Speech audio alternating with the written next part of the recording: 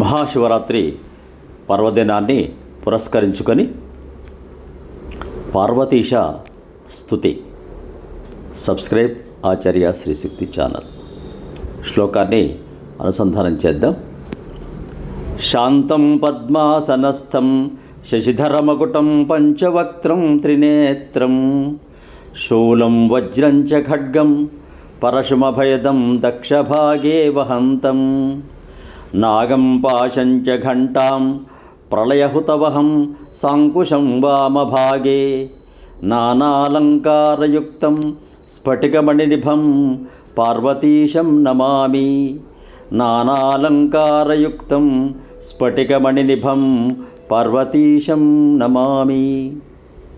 శాంత స్వభావము గలవాడును, పద్మాసమున కూర్చున్నవాడును, చంద్రుని కిరీటముగా ధరించినవాడును, 5 శిరస్సులు కలవాడును, త్రినేత్రుడును, శూలమును, వజ్రమును, ఖడ్గమును, పరశువును, అభయహస్తమును కుడివైపు ధరించినవాడును, సర్పమును, పాశమును, ఘంటను, ప్రళయాగ్నిని, అంకుశమును ఎడమ భాగమున ధరించినవాడును, అనేకమైన అలంకారములతో కూడినవాడును, స్ఫటికమణి వలె తెల్లనివాడును, పార్వతీనాథుడును అయిన పరమశివునికి నమస్కారం అని ఈ శ్లోకంలో శివుడి యొక్క ఆయుధములు, అలంకారములు, అతడు ధరించినటువంటి 5 శిరస్సులు, వీటిని ఇందులో వర్ణించారు.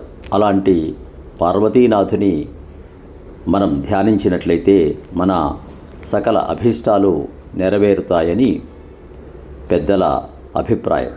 శ్లోకాన్ని మరొక్కసారి అనుసంధానం చేద్దాం.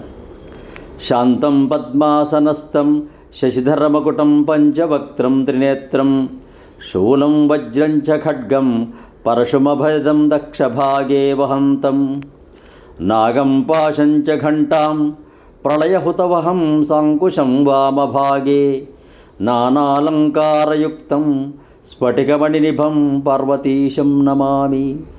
నానాలంకారయుక్తం స్ఫటికమణినిభం పార్వతీశం నమామి.